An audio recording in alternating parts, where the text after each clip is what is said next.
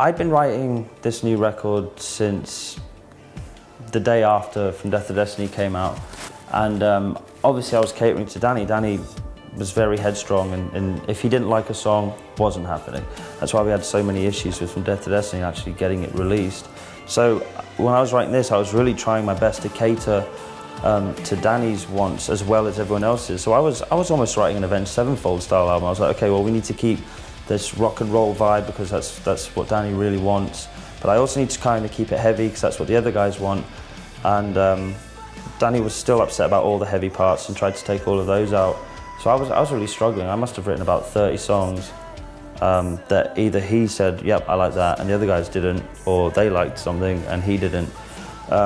So when he left, I could just breathe a huge sigh of relief. I was like, awesome, I can write what I want to write now, and I know that what I want to write is what everyone else in the band wants to play. So I just scrapped the whole thing and I started all over again. And I think I probably went into the studio with Joey with about 46 songs, and we're like, these are the ones I wrote when Danny was in the band, these are the ones I've written since Danny's left. And Joey was like, well, the ones you wrote when Danny in the band can go in the bin, those are garbage, they're not asking Alexandria, and these are awesome. This is exactly what your fans have wanted to hear since Reckless and Relentless came out, you know. So it was for the best. I think this is going to be our best record, and everyone says that, but we actually have a valid reason for that now. We actually have something to prove. We don't have anything holding us back now, and it's been held back for so long. Everything's just kind of fallen out onto this record, and it's an incredible record. I listen to it and I'm just like, fuck, man, I can't believe I wrote this. It's insane. So. Will you ever leave me? Your smile, it is alive. This time I haven't had to hold back. I've been given complete creative freedom, and I've been able to sit down and go, okay, where does the band need to go? Where do we want it to go? What's going to make all of us happy? What's going to make our fans happy? And it's like you've just been set free and you can do whatever the hell you want. There's no limitations.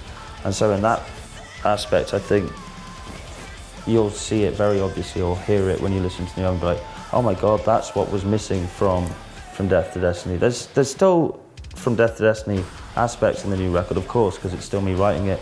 But I feel like people will go, if this was in From Death to Destiny, it would have been a much, I'm not going to say better album, but a much different album, you know. And I think, I don't know, there's just a lot to me that's missing in From Death to Destiny that I've been able to address on this new album, musically.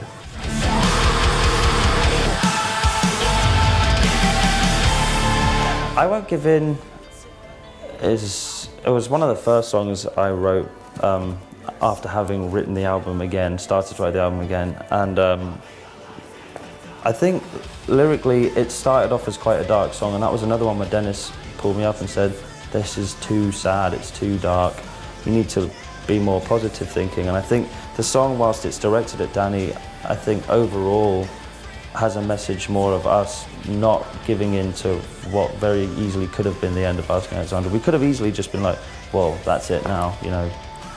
We gave it a good run, we're out, but obviously we didn't want to do that. And I think that song, more than anything, is almost just reassurance to ourselves. Like, it's almost us telling ourselves, like, you got this, you know, you can carry on, it's going to be fine.